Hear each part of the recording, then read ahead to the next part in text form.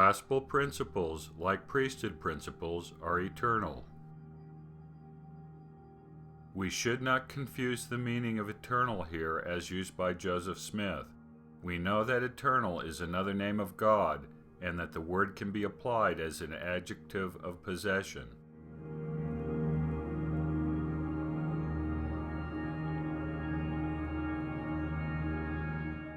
However, gospel principles, while being eternal in the sense of being God's principles, have existed throughout the eternities.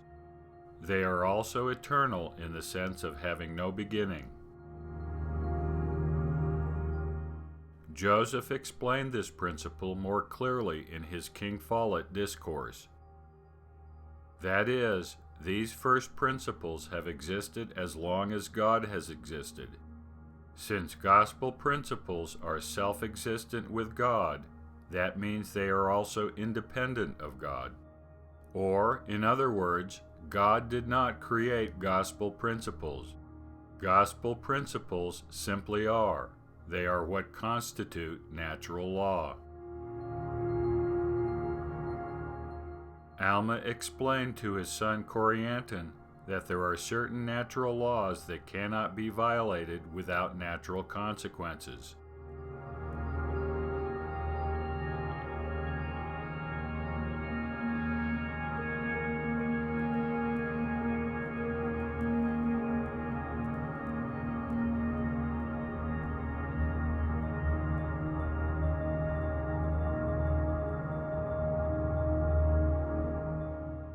To restore is to return something to its true nature, whether good or evil.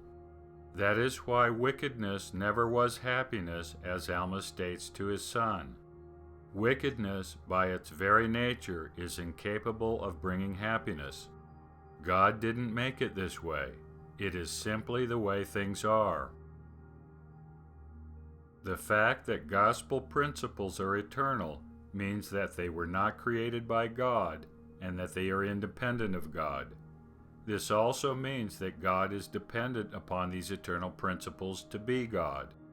In the same discourse to his son Corianton, Alma made this dependency very clear.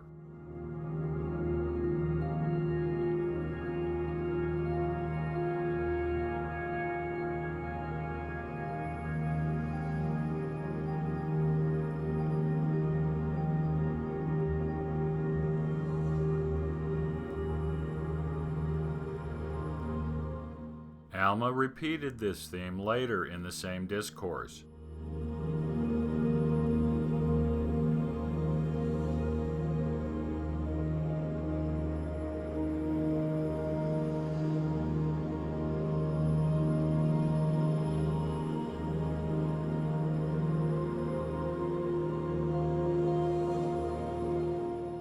Alma's statements are unambiguous. If God were to violate the natural laws of justice and mercy, he would literally cease to be God. But God does not violate these laws and remains God. There is another layer to God's dependency upon natural law. Not only must God obey natural law to remain God, God's complete obedience to natural law is what made him God in the first place. To word it differently, God instituted eternal natural laws, what we commonly refer to as gospel principles, so that we could become gods like him. Why did he do so? Because he became God by following these same eternal principles. We know that Jesus Christ became perfected by following this same path.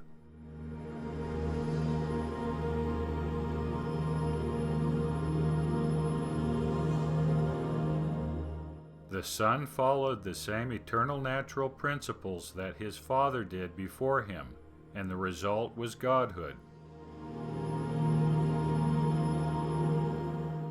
This is how gods become gods, perfectly following natural and eternal law.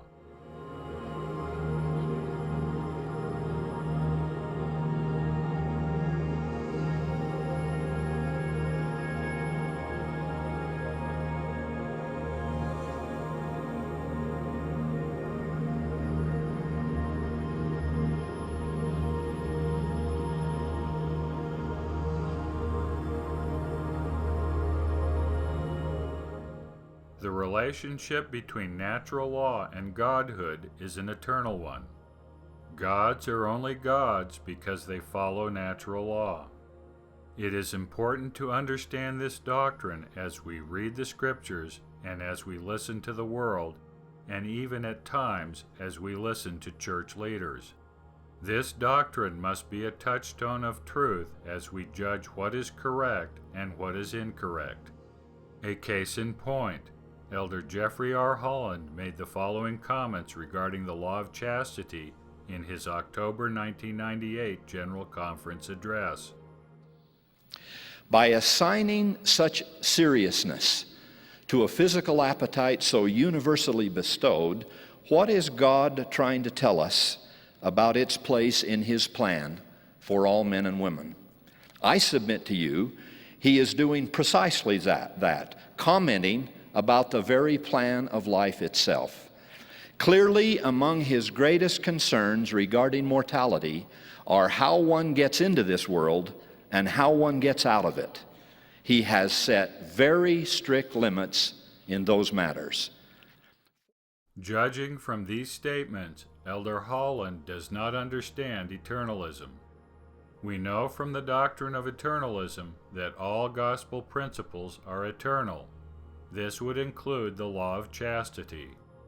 The law of chastity existed long before our Father became God. Our Father became God in part by learning and obeying the law of chastity. This being the case, God did not and could not assign seriousness to physical appetite. Chastity has been serious throughout the eternities because it is a fundamental and irreducible principle of nature.